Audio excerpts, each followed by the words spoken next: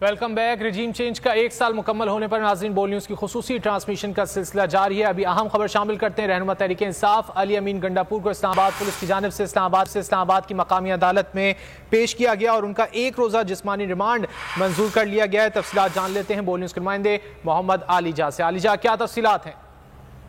रहनुमा तहरीक इंसाफ अली अमीन गंडापुर को आज इस्लामाबाद की मुकामी अदालत में पेश किया गया था और जब उनको पेश किया गया तो प्रोसिक्यूटर की जानिब से उनके 5 रोजा जिस्मानी रिमांड की सदा की गई थी, जिसके ऊपर वकील है जो डॉक्टर बाबर आवान, उन्होंने 5 रोजा जिस्मानी रिमांड की मुखालफत की थी और उनकी जानिब से मुख्तलिफ केसेस के हवाले भी दिए गए थे।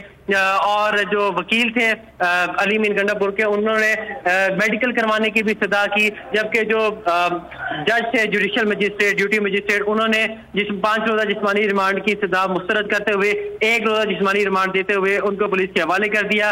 अब उनको कल राजा जवाद अब्बास इंसदाद दहशतगर्दी के अदालत के जज उनके रूबरू पेश किया जाएगा। जी, अली अमीन गंडापुर का 1 रोजा जिस्मानी रिमांड मंजूर करके पुलिस के हवाले कर दिया गया। बहुत शुक्रिया आलिजा, आपने सवाल से अपडेट किया।